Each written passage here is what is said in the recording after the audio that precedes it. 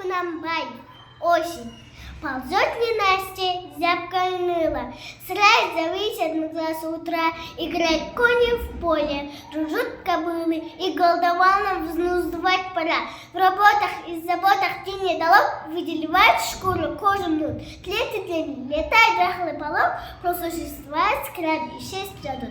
Нерадостный гусь голоса не клика, ярко пятна среди жухлой трав. Панические печали и бездика, деревья мерзнут, листья растерял.